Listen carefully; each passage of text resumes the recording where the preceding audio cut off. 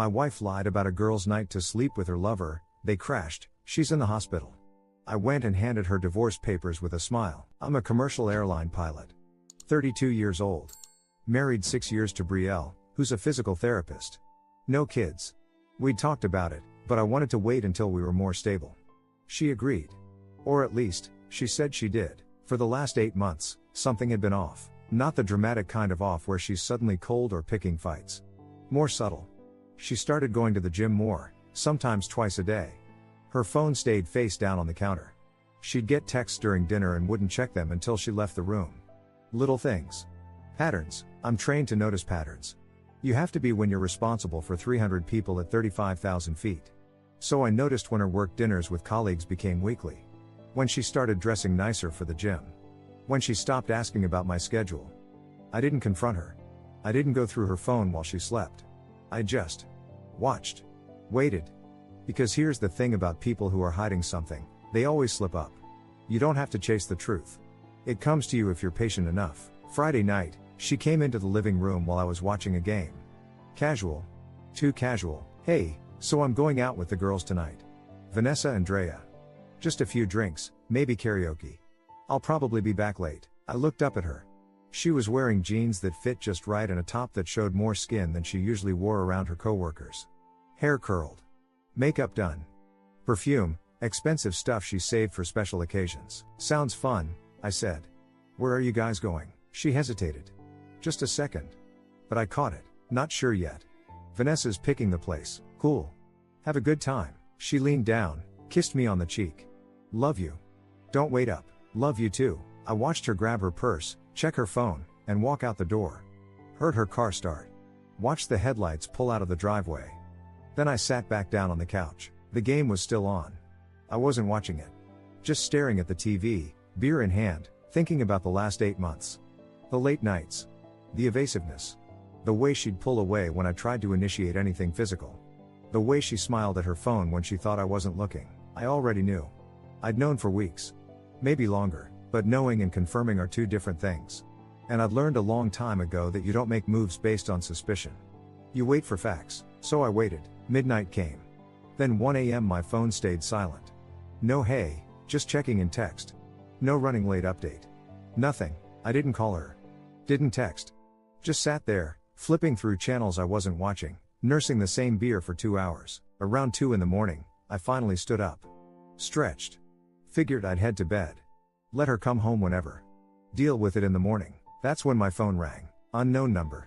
Local area code. I picked it up. Hello? Is this Mr. Connor? A woman's voice. Professional. Clipped. Yeah, this is Memorial Hospital. Your wife, Brielle Connor, has been in a serious accident.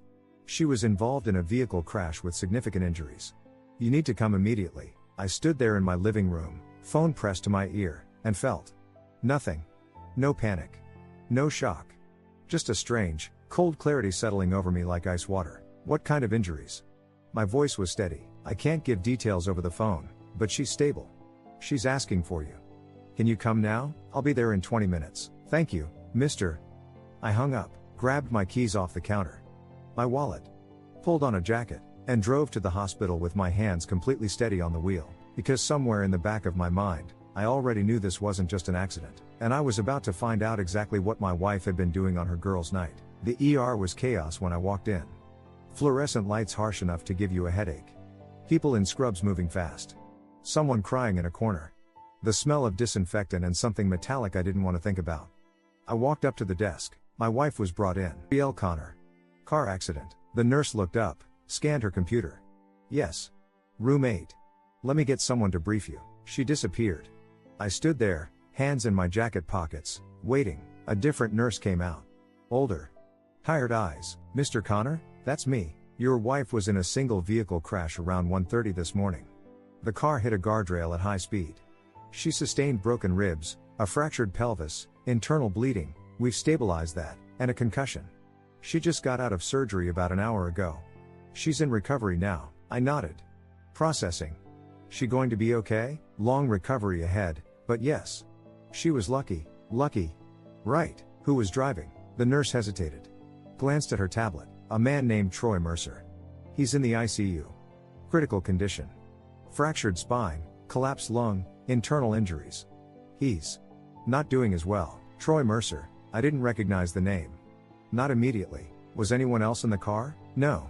Just the two of them. Just the two of them. I felt something shift in my chest. Not anger. Not yet. Just confirmation. Can I see the accident report? She blinked. That's usually handled by police, but I can see if it's fine. I pulled out my phone. What hospital is he in? Troy, he's here.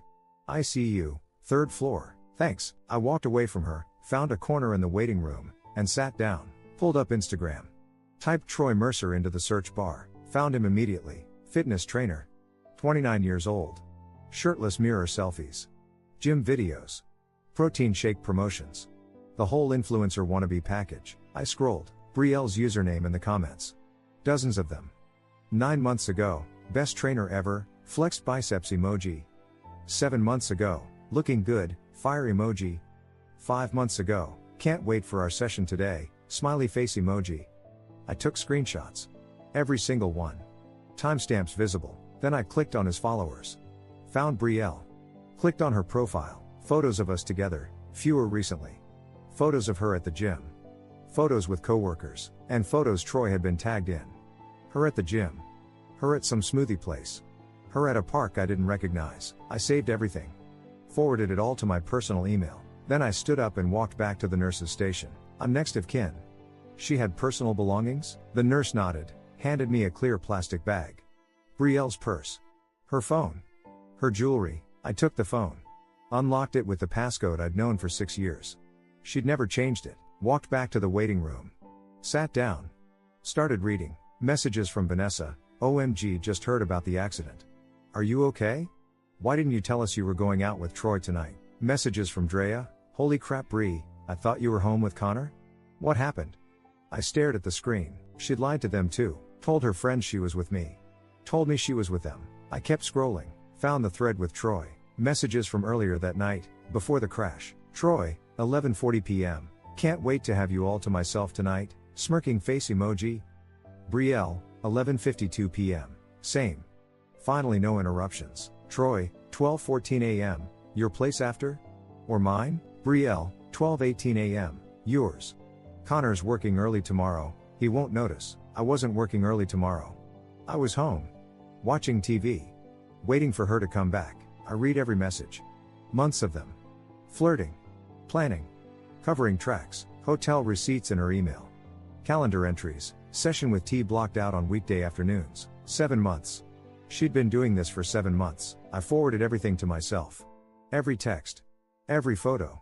Every receipt. Then I put her phone back in the bag and sat there in that waiting room while the sky outside started turning gray with early morning light. Around 5:30, a nurse approached me. Mr. Connor? Your wife is awake. She's asking for you. Would you like to see her? I looked up at her. Thought about saying no. Thought about walking out right then, but I needed to see her face. Needed her to see mine. Yeah, I said. I'll see her. I stood up. Followed the nurse down a hallway. Fluorescent lights flickering overhead. My shoes squeaking on linoleum. She stopped outside a room. She's been through a lot. Try to keep her calm. I nodded. She walked away. I stood there for a second. Hand on the door. Took a breath. Not because I was nervous. Because I was about to watch everything fall apart, and I wanted to remember this moment. Then I pushed the door open. Brielle was in the bed. Broken. Bandaged. 4 in her arm. Face bruised. Eyes red from crying. She saw me. Relief flooded her face like I was her lifeline. Connor. Her voice cracked. Oh my God, Connor, I'm so sorry. I didn't mean for this to happen. It was an accident. I love you. I love you so much. She reached out her hand toward me. I stood there in the doorway. Stared at her. Didn't move. Didn't take her hand. I know what you did. Her face changed. Confusion. Then fear. I turned around. Walked out. Connor. She screamed behind me. Connor, please. I didn't stop. Didn't look back. Just walked down that hallway, out through the ER doors, and into the parking lot where the sun was starting to rise. Got in my car. Sat there, and for the first time in hours, I let myself feel it. Not anger. Not hurt. Just cold, absolute clarity. I knew exactly what I had to do next. I drove home as the sun came up. Streets empty. Sky turning from black to gray to pale blue. Pulled into my driveway. Sat in the car for a minute. Looked at the house. Our house. 6 years of mortgage payments. 6 years of thinking we were building something. I got out. Went inside. The TV was still on. My beer still sat on the coffee table, mostly full and flat. Her coffee mug from yesterday morning still in the sink. I walked past all of it. Went upstairs. Showered. Changed clothes. Made coffee. It was 7:30 in the morning. At 8, I called my supervisor at the airline. Connor. What's up? I need to take emergency personal leave. Starting today. Everything okay? Family situation. I've got 3 weeks banked.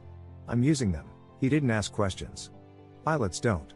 We all know how to keep things professional. Done. Take care of yourself. Thanks. I hung up, sat at my kitchen table with my coffee and pulled up Google. Typed, divorce attorney near me, found one. Gregory Haynes. 4.8 stars. Reviews mentioned things like efficient, no nonsense, got me out fast. A pilot buddy had used him 2 years ago. Recommended him once over beers. His office opened at 9. I called at 8:55. Haynes Law Group. I need to file for divorce today. Can I come in now? A pause. We open at 9. Can you be here at 9:15? I'll be there at 9. I was there at 8:58. The receptionist looked surprised when I walked in. Mr. Connor. I called 5 minutes ago. Right. Have a seat. Mr. Haynes will be with you shortly. I sat. Didn't look at my phone. Didn't look at the magazines on the table. Just sat. At 9:03, a man in his 50s came out. Tall. Gray hair. Sharp suit. Mr. Connor? That's me, Gregory Haynes. Come on back. His office was clean. Organized. Bookshelves lined with legal texts. Desk with 2 chairs across from him. So, he said, sitting down. You want to file today? Yes. Tell me what's going on. I laid it out. Simple. Factual. No emotion. Married 6 years. Wife having affair for 7 months. Found out last night when she crashed a car with her affair partner. Both hospitalized. I have evidence. Screenshots. Texts. Hotel receipts. Timeline. Gregory took notes. Didn't interrupt. When I finished, he leaned back. This is clean. Adultery documented. No kids involved. What do you want out of this? I want out. Fast. Clean. I want her to get nothing beyond what's legally required. Prenup? Yes. Infidelity clause. She covers her own legal fees if proven unfaithful. He smiled. Not warm. Professional. That makes this very straightforward. We can file the petition today. Given the evidence you have, this should move quickly. How quickly, depends on her response. If she contests, could be months. If she doesn't, we can have you divorced in 6 to 8 weeks. She'll contest. Then we go to mediation, show the evidence, and her attorney will advise her to settle. Either way, you're getting out. Good. We spent the next 2 hours going through paperwork. Asset division. Property. Retirement accounts. Bank statements. I brought everything. Gregory drafted the petition. I read it. Signed it. I'll file this electronically within the hour, he said. She'll be served within 48 hours. We can have a process server deliver them, or I'll do it myself. He raised an eyebrow. You sure about that? I want to see her face. He studied me for a second. Nodded. All right. I'll have the papers ready for you by end of day. You can pick them up tomorrow morning. Perfect. I stood. Shook his hand. One more thing, he said. You're handling this very calmly. That's good. But if you need to talk to someone, therapist, counselor, don't wait. This kind of thing can hit you later. I'll keep that in mind. I left his office. Got in my car. Checked my phone. 23 missed calls. 15 voicemails. Dozens of texts. Brielle's mom, why aren't you at the hospital? Your wife needs you. Call me immediately. Her brother, dude, what the hell is wrong with you? She's asking for you and you just left? Vanessa, Connor, please call me. Brielle's freaking out. She won't tell us what happened, but she's hysterical. I blocked her mom. Blocked her brother. Deleted the texts, then I got a message notification. Facebook Messenger. Unknown name. My name is Felicity. I'm Troy Mercer's wife. We need to talk. I stared at it, clicked on her profile. Elementary school teacher. 34. 2 little girls in her profile photo. I messaged back, when and where. Her response came immediately. Coffee shop on Maple Street. 1 hour. I'll be there. I drove to the coffee shop. Got there early. Ordered black coffee. Sat in the corner. She walked in at exactly 1 o'clock. Dark hair pulled back. Eyes red like she'd been crying but was holding it together. She saw me. Walked over. Connor? Felicity. She sat down. For a moment, Neither of us said anything. Then she opened her purse, pulled out her phone, slid it across the table. I found these on his laptop. He backs up his phone every week. I looked at the screen. Text messages. Explicit. Between Troy and Brielle. Photos. Hotel rooms. Timestamps dating back 7 months. Calendar entries on his phone. Afternoon. I pulled out my phone. Showed her what I'd found. We sat there. 2 strangers. Both looking at proof that our spouses had destroyed everything. I'm filing for divorce, she said quietly. He's not seeing my girls until he's clean. If he's even around long enough to matter. He critical? They don't know yet. Spinal injury. Could be paralyzed. Could recover. Either way, I'm done. I filed this morning. She looked at me. Something like respect in her eyes. Good. I forwarded her my evidence. She forwarded me hers. We sat there for another 10 minutes. Didn't talk much. Didn't need to. Finally, she stood. I hope you find something better, she said. You too. She walked out. I finished my coffee. Checked my phone. Text from Gregory. Papers filed. Official. Pick up your copy tomorrow at 9 a.m. I drove home. It was only 3 in the afternoon, but I felt like I'd lived an entire week. I walked inside. Looked around. Tomorrow morning, I'd pick up those papers, and then I'd walk back into that hospital room, and Brielle would learn exactly what happens when you burn someone who knows how to stay calm. I picked up the papers at 9 the next morning. Gregory had them ready in a manila folder. Thick. Official. Final. You sure you want to do this yourself? He asked again. I'm sure. Good luck. I drove to the hospital. Showered. Shaved. Clean button-down shirt. Jeans.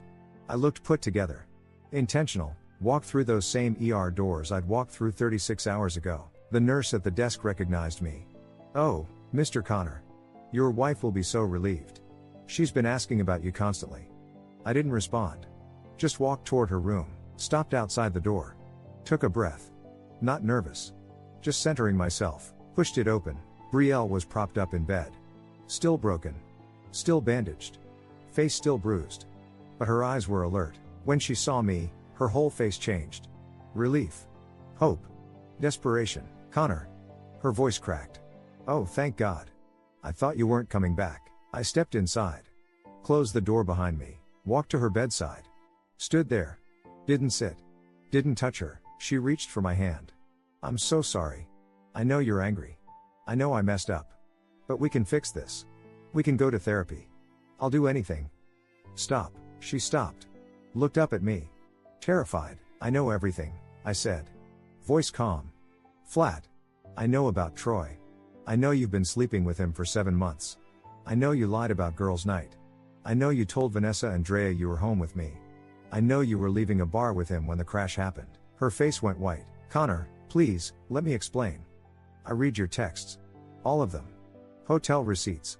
Calendar entries. I have screenshots going back 9 months. I know exactly what you did and exactly how long you did it. Tears started streaming down her face. It didn't mean anything. I was confused. I felt lonely. You were always flying and you made a choice. Multiple choices. Every single time. Please. She was sobbing now. Please don't do this. We can work through this. I made a mistake, but I love you. I love you so much. I pulled the manila folder from under my arm, opened it, placed the papers on the bedside table next to her water cup. She stared at them. Then at me. What is that? Divorce papers. Filed yesterday. Official? No. She shook her head. No, Connor, you can't. I already did. I won't sign them. You can't just leave me like this. I'm in a hospital bed. I leaned down. Looked her in the eyes. Those papers are filed with the county clerk. You're being served right now as a courtesy. You can fight it if you want. But you'll lose. I have everything. Every text. Every lie. Every hotel receipt. Troy's wife is filing. Your workplace will find out. Your friends already know you lied to them. Your family will know you destroyed this marriage. Connor. You have 30 days to respond. After that, default judgment. My attorney's information is on page 2. She was hyperventilating now. Grabbing at the sheets. You can't do this to me. Please. I made a mistake. One mistake. 7 months isn't one mistake.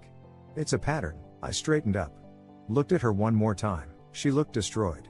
Broken in ways that had nothing to do with the accident. And I felt. Nothing. I hope you heal, I said. Not because I care about you anymore. But because I want you alive long enough to understand what you lost. Her face twisted. Horror. Realization. Good luck, Brielle. I turned toward the door. Connor. She screamed. Connor, please. Don't do this. I opened the door. Connor walked into the hallway. Her screams echoed behind me. A nurse looked up, startled. Sir, is everything? I kept walking. Through the hallway. Past the nurse's station. Out through the ER doors, into the parking lot. Sunlight hit my face. Morning air. Cool. Clean. I got in my car. Sat there, my hands were steady on the steering wheel. For the first time in 36 hours, I felt lighter. Like I'd been carrying something heavy and finally set it down. My phone buzzed. Text from a number I didn't recognize. What did you just do? Mom's on her way to the hospital. You better have a good explanation. Her brother. I read it. Blocked the number. Deleted the text. Started the car. Drove away. I was done explaining. Done justifying. Done caring. Halfway home, my phone started ringing. Brielle's mom. I didn't answer. Voicemail notification popped up. I deleted it without listening. Then another call. Her brother again, different number. I blocked it. Another voicemail. Deleted. My phone wouldn't stop buzzing. I pulled over. Went through my contacts. Blocked everyone connected to her family. Got back on the road. By the time I pulled into my driveway, my phone had finally gone quiet. I walked inside. Stood in my living room. Looked around at the house we'd built together. And started planning how to pack up her things. I spent the rest of that day boxing up her things. Clothes. Toiletries. Books. Personal items. Everything that was hers went into boxes. Methodical. Efficient. Stacked them on the front porch. Changed the locks. By evening, her brother showed up. Didn't knock. Just started banging on the door. Open up. I know you're in there. I opened it. Stood in the doorway. What the hell is wrong with you? He yelled. She's in a hospital bed and you serve her divorce papers? She wasn't in a hospital bed when she was sleeping with someone else for 7 months. She made a mistake. Her stuff's in those boxes. Take them. You can't just. I pulled out my phone. Showed him a photo of the restraining order Gregory had filed that morning. Temporary. But official. You need to leave. Now. Or I call the police. He stared at me. Face red. Fists clenched. Then he grabbed the boxes. Started loading them into his car. Muttering the whole time. I watched him drive away. Went back inside. Locked the door. That was the last time I saw any of them. The next few days were a blur of calls I didn't answer and messages I didn't read. Brielle got discharged on day 5. Her mother flew in, took her back to Kansas. Some small town called Hutchinson. I only knew because Gregory told me her attorney listed it as her new address. Her attorney tried to negotiate. Called Gregory's office 3 times in 1 week. Gregory called me. They want to delay proceedings. Claim emotional distress from the accident. What did you say? I told them the accident occurred during an extramarital affair. Judge won't grant an extension. They're grasping. Good. 2 weeks in, Brielle tried a different approach. Had her mom call from a new number I hadn't blocked yet. I answered without thinking. Connor, please. Just listen. I hung up. Blocked it. She tried texting from her mom's phone. Paragraphs. Apologies. Explanations. Blame shifting. I didn't read past the first line. Blocked that too. Meanwhile, things started falling apart for everyone involved. Troy survived. Barely. Fractured spine. Months of recovery ahead. Might walk again. Might not. Felicity filed for divorce the same week I did. Posted about it on Facebook. Didn't name Brielle directly, but our town's small enough. People connected the dots. Comments flooded in. Support for Felicity. Disgust for Troy. Screenshots got shared. Someone sent it to Brielle's workplace. HR started an investigation. Apparently Troy had been a client at her clinic before becoming her gym buddy. Conflict of interest. Ethics violation. By week 3, she'd been quietly let go. Restructuring. I heard all this through mutual friends. The ones who'd picked my side. Most of them did once they knew what happened. I didn't badmouth her. Didn't need to. The truth did the work for me. Gregory kept me updated on the legal side. Her attorney's advising her to sign. They know they can't win this. For the prenup, she's covering her own fees. That's adding up.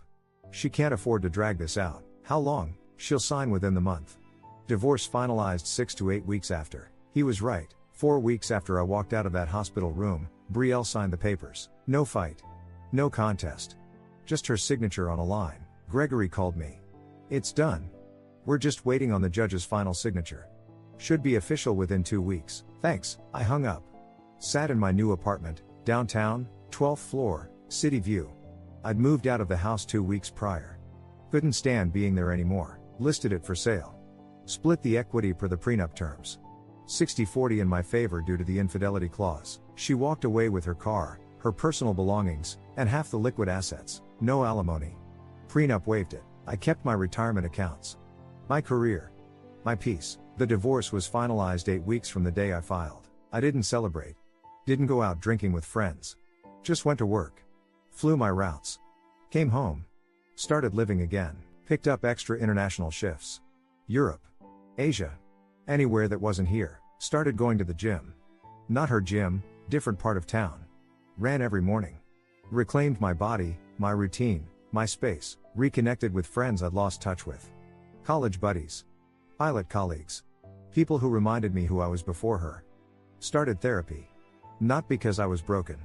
Because I refused to carry bitterness into whatever came next. 6 months passed. I got promoted. Captain. Flying 787s on long-haul international routes. Life rebuilt itself. Different. Better. I was in Amsterdam. Layover between flights. Sitting in an airport lounge with coffee and a book. My phone buzzed. Instagram DM. Unknown account. No profile picture. I almost didn't open it. But something made me click. Connor, it's Brielle. I know you blocked me everywhere. I just wanted to say I'm sorry. For everything. I hope you're okay. I hope you found happiness. I stared at the screen. Read it twice. My thumb hovered over the keyboard. I stared at that message for maybe 30 seconds. Thought about responding. Considered it. Then I realized something. There was nothing to say. No closure needed. No final word required. No last conversation that would make any of this make sense. I deleted the message. Blocked the account. Closed Instagram. Ordered another coffee. Boarded my flight to Singapore 2 hours later. Never thought about it again. That was 6 months ago. I'm 33 now.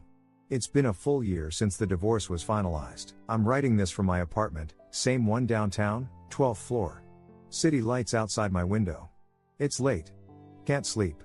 Figured I'd finally get this story out. Life's different now.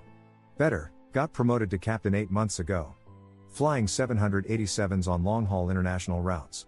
Tokyo. London. Sydney. The kind of flying I used to dream about. Money's good. Schedule's flexible. I actually enjoy going to work again. Started dating someone 4 months ago. Her name's Sloane. 30 years old. Paramedic. Met her at a friend's barbecue. She's direct. Grounded. No games. Knows my story. I told her on our third date. She didn't judge. Didn't pity. Just said, sounds like you handled it right. We're taking it slow. No rush. I learned my lesson about moving too fast. She's asleep in my bed right now. Came over after her shift. We watched a movie. Fell asleep halfway through. It's comfortable. Easy. Real. I heard through mutual friends what happened to Brielle, still in Hutchinson. Working at some small physical therapy clinic outside town. Still single, as far as anyone knows, physically recovered from the accident. But something's different about her. Quieter. Smaller. That's what people say. Her relationship with her family strained. They went hard defending her publicly after the divorce. Blamed me. Called me heartless. Cold. Then the truth came out. Screenshots leaked. People talked. Her family lost respect in their community. Small towns don't forget. She asked about me once, apparently. Through a mutual friend. I didn't engage. Didn't care. Troy's doing worse. Recovered enough to walk. Barely. Chronic back pain for life. Felicity divorced him. Took the kids. He gets every other weekend. Supervised. Lost his training career. Works at some big box retail store now. Tried to rebuild his social media. Failed. Comment sections are brutal. He remarried fast. Some woman he met during his own physical therapy. Already separated. Guy can't be alone. Heard he tried reaching out to me once. Apology email to my work address. I deleted it without reading past the subject line. I think about that hospital room sometimes. The moment I placed those papers on the bedside table. The look on her face when she realized what was happening. And I feel nothing. No anger. No satisfaction. No regret. Just indifference. The revenge wasn't the divorce papers. Wasn't the public exposure. Wasn't even walking out of that room. The revenge was me refusing to let her betrayal define my life. I didn't spiral. Didn't become bitter. Didn't let it break me. I just moved on. Built something better. Started living again. That's the real revenge. Living well. Being happy. Thriving. She lost me. Someone who loved her. Trusted her. Built a life with her. I lost someone who was willing to throw it all away for a gym trainer with a nice body and no future. I came out way ahead. People ask me sometimes if I ever second-guessed myself. If I regretted not fighting for the marriage. Not giving her another chance. Hell no. You don't fight for someone who already chose someone else. You don't fight for someone who lied to your face for 7 months. You respect yourself enough to walk away. Troy lost his wife, his kids, his career, his reputation. Brielle lost her marriage, her job, her community, her life. And me? I lost dead weight. So yeah. That's my story. No big dramatic showdown. No screaming match. No public confrontation. Just cold efficiency. I got the call. Found out the truth. Met with a lawyer. Filed the papers. Walked into that hospital room while she was still broken and recovering. Placed the divorce papers on the bedside table. Told her I hoped she healed so she could live with the consequences.